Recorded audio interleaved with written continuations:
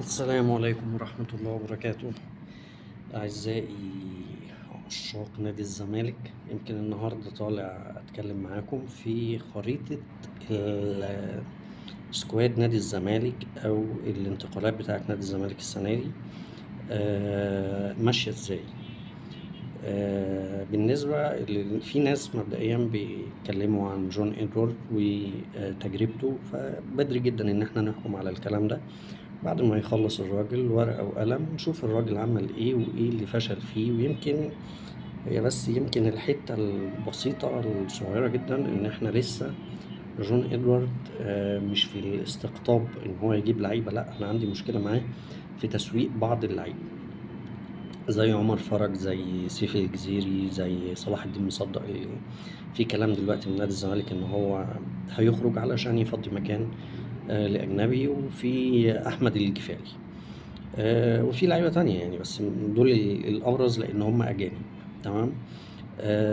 فنادي الزمالك السنة دي الخريطة، مش بقول اللي تم، الخريطة، لأن احنا هنتكلم عن الشكل العام لسكواد نادي الزمالك السنة الجاية هيبقى عامل ازاي.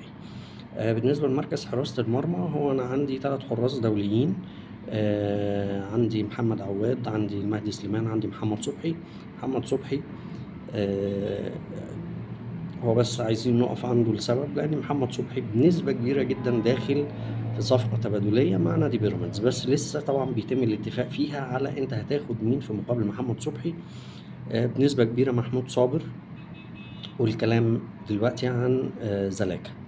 بس طبعا كان في اتفاق سابق، لكن الاتفاق ده وقف لما ابراهيم عادل مشي. يوريشيتش شايف ان البديل الانسب لرمضان صبحي هو زلاكا، لان بيراميدز برضو بيعاني من مشكلة الاجانب. بيراميدز بيتكلم، او ده اللي دفعه ان هو يتجه ناحية عدي الدباغ.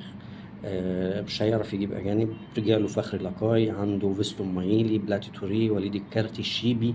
فالقصة لازم يفضي مكان علشان يجيب أجانب. طبعا أنا مش عارف أفضي مكان اللعيبة دي كلها، أنا محتاج لها، فلازم بديل إبراهيم عادل يكون مصري. فطبعا تم الاستقرار على زلاكا، ولسه في كلام في الموضوع يعني. تمام. فبنسبة كبيرة محمد صبحي داخل في صفقة تبادلية مع نادي بيراميدز.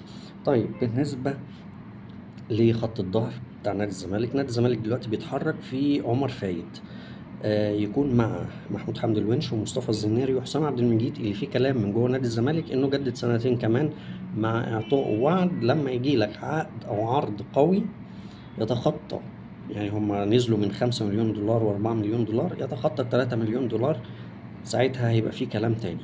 تمام.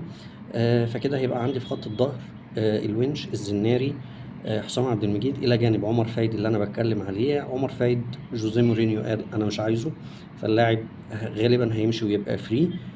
وكيل اللاعب هو عبد الرحمن اسماعيل، مدير التعاقدات الجديد بتاع نادي الزمالك، وده يمكن يقرب قوي عمر فايد من التواجد جوه نادي الزمالك. نادي زد كمان اعلن ان نادي الزمالك قدم عرض لمحمد اسماعيل، بس طبعا ما اترفضش، ما اتقبلش، لسه هيرجعوا لمحمد شوقي علشان يحدد انت محتاج اللاعب ولا لا. ده بالنسبه لخط الظهر. صلاح الدين مصدق مش موجود زي ما قلنا علشان يفضي مكان لاجنبي زياده. طيب بالنسبه للباك رايت، انا عندي عمر جابر، لاعب دولي زي ما كنا بنقول. وزي ما قلت ان في ناس كانت بتقول فرقه الزمالك فاضيه، لا، فرقه الزمالك مليانه لعيبه دوليه. عبد الله السعيد، ناصر ماهر، فتوح، عمر جابر، الونش، حسام عبد المجيد، مليانه. لكن احنا كان عندنا مشكله في بعض الاماكن، ودي اللي بيتم دلوقتي تدعيمها. فزي ما بقول في الباك رايت في موجود عمر جابر، في كلام قوي جدا مع النادي المصري على احمد عيد، وفي كمان اللاعب محمود غربال، لاعب الاتحاد المنستيري التونسي. فطب حد يجي يقول لي طب انا مفضي مكان علشان اجيب باك رايت اجنبي؟ هو محمود غربال للمعلوميه هو لعيب تحت السن، يعني لو جه نادي الزمالك هيكون لعيب تحت السن.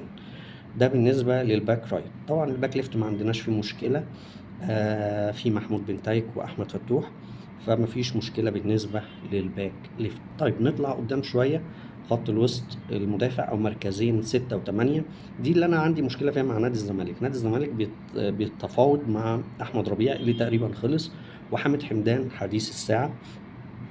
هفترض ان الصفقتين دول تموا. تمام.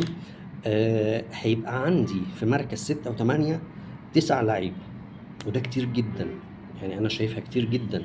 أنا يوم ما هستخدم في وسط الملعب لعيبة هيكون 3 بالكتير، يعني 2 6 1 8 1 6 و2 8 زي ما المدرب هيحب يلعب، فهستخدم 3 لعيبة. طب أنا عندي مين في المركز ده؟ أنا عندي دونجا، عندي بفرض إن محمود احمد ربيع وحامد حمدان بقوا معايا، يعني بفرض هيبقى عندي دونجا، حامد حمدان، احمد ربيع، محمود جهاد، محمد شحاته، محمد السيد، سيف جعفر، احمد حمدي، عبد الله السعيد. 9 لعيبه بيلعبوا في المكان ده. فده بالظبط زي دخل سوبر ماركت فلقى حاجه عليها عرض، يعني البامبرز عليها عرض يا جماعه فانا رايح اشتري. طب انت عندك ولاد؟ لا بس عليه عرض. انا كل اللعيبه دي بتعمل عندي ايه في وسط الملعب؟ الله اعلم. هل هيتم تسويق لعيبه؟ الاقرب نبيل عماد دونجا، لكن ده مش كفايه. يعني عندي لعيبه كتير جدا في المركزين دول. آه، فمش عارف بقى يعني جون ادوارد او اداره نادي الزمالك شافت الموضوع ده ازاي. طيب انا اصلا ما كانش مشكلتي ولا في مركز 6 ولا في مركز 8، انا مشكلتي في الاوناج، يعني الوينجين، الوينج رايت والوينج ليفت. انا دلوقتي بخرج يمكن المشكله دي ظهرت في نهايه الموسم اللي فات، لان زيزو طبعا من شهر 4 مشي راح النادي الاهلي. مصطفى شلبي بسبب مشاكل كتير مع الجماهير مستواه وقع، مع ان انا كنت شايف ان مصطفى شلبي من اهم اللعيبه اللي موجودين في المكان ده، لانه بيلعب برجليه الاتنين، بيخش على الجون كويس جدا. لكن برضو خلاص هو بنسبه كبيره جدا، بنسبه تتخطى 99% هو في البنك الاهلي. فانا ما عنديش وينجات. طيب الزمالك تعاقد مع احمد شريف على انه بيلعب وينج، تعاقد مع شيكو بنزا لانه وينج. طب بالنسبه للوينجات التانية، في ادم كايد لاعب فلسطيني هيتسجل كأنه مصري. اللاعب ده اتأخر شوية الكلام في أو إن هو يخلص، لأن في وكيل لعيبة جاب له عرض من الخليج، فلسه القصة بالنسبة لآدم كايد مش أكيدة بنسبة 100%. طيب في لعيب تاني في كلام عليه هو وينج رايت. أنا شايفه من أهم اللعيبة اللي ممكن تيجي نادي الزمالك السنة دي، هو بلال ولد الشيخ. بلال ولد الشيخ مواصفات وكواليتي عالي جدا، لعيب بيلعب برجليه الاتنين، بيرفع برجليه الاتنين، رفعاته دقيقة جدا، بالذات اللي بتيجي من رجله الشمال، سواء في ضربات ثابتة فاولات أو ضربات ركنية، بيرفع الكرة في المكان اللي أنت تقدر تجيب منه جون. بلس لما بيخش جوه الملعب برجله الشمال، هو رجليه كويسة جدا، قوية جدا، دقيقة جدا. طب لما بيطلع بتجيله الكرة على رجله اليمين، محتاج ان هو يرفع الكرة، بيرفعها بشكل كويس جدا ودقيق جدا.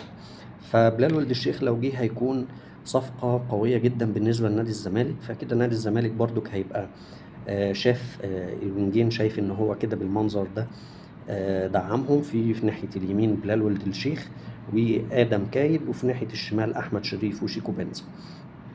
يمكن مركز المهاجم في مصطفى شلبي، في سوري ناصر منسي، وفي سيف الدين الجزيري، وفي عمرو ناصر، وفي مهاجم افريقي تاني يقال ان هو صفقة قوية جدا برعاية استاذ ممدوح عباس.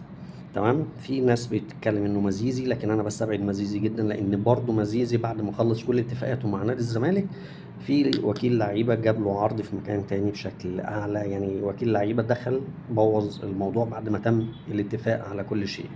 الصفقه الافريقيه او اللاعب الاجنبي المهاجم مفيش اي كلام عنه، مفيش اي معلومات عنه، لكن في كلام ان نادي الزمالك شغال على صفقه سوبر في مركز راس الحربة.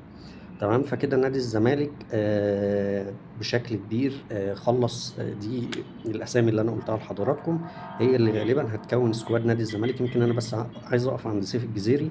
سيف الجزيري في ناس كتير زملكاويه طب ما يمشي، طب مش عارف ايه، كفايه عليك كده. سيف الجزيري طول ما الفرقه كانت واقفه على رجليها هو كان بيقدم يعني مستويات كويسه جدا ورائعه جدا، ومن الهدافين بتاعت نادي الزمالك في اخر 5 سنين. سيف الجزيري كان ليه مستحقات، الإدارة قالت له تعالى هنسويها مع بعض، لأنه كان في تونس ومش عايز يجي، وهنمدد العقد بتاعك وندخل ده في ده والكلام ده. اللعيب وافق وجه فعلا، والمفروض السنتين بتوعه هيبدأوا السنة الجاية، الموسم اللي هيبدأ ده. فمش منطقي خالص إن أنا أجي دلوقتي أقول له لا معلش أنا هدور لك على إعارة ومش عارف إيه. أنا اتنازلت عن مستحقاتي السابقة علشان أجيب أو إن أنا أجي وأجدد معاك، والقصص دي كلها. أنا شايف إنه مهاجم